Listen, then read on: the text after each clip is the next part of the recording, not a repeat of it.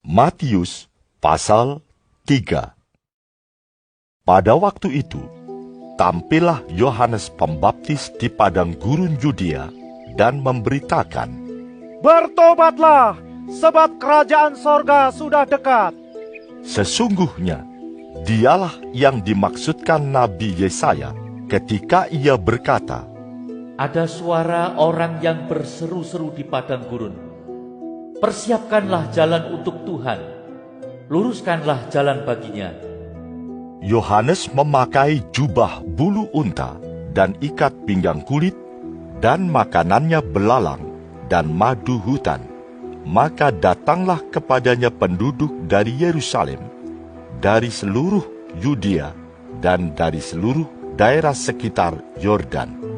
Lalu sambil mengaku dosanya, mereka dibaptis oleh Yohanes di sungai Yordan.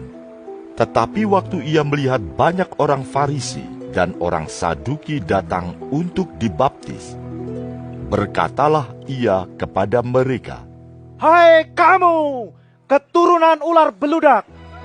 Siapakah yang mengatakan kepada kamu bahwa kamu dapat melarikan diri dari murka yang akan datang? Jadi hasilkanlah buah yang sesuai dengan pertobatan.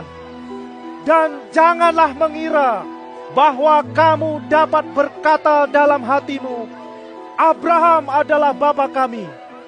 Karena aku berkata kepadamu, Allah dapat menjadikan anak-anak bagi Abraham dari batu-batu ini. Kapak sudah tersedia pada akar pohon, dan setiap pohon yang tidak menghasilkan buah yang baik pasti ditebang dan dibuang ke dalam api. Aku membaptis kamu dengan air sebagai tanda pertobatan, tetapi Ia yang datang kemudian daripadaku lebih berkuasa daripadaku, dan aku tidak layak melepaskan kasutnya.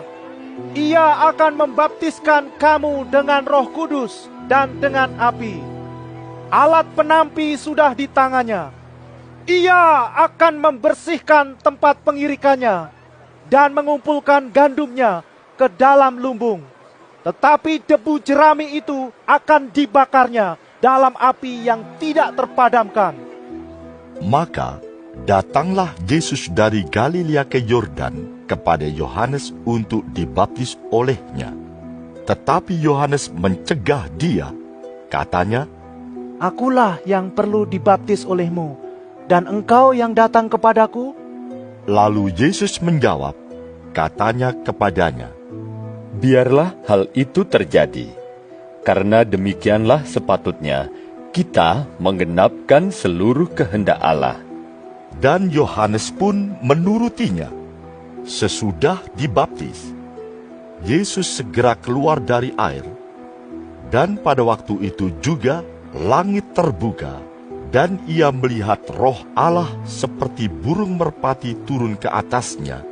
Lalu terdengarlah suara dari surga yang mengatakan, Inilah anakku yang kukasihi, kepadanyalah aku berkenan.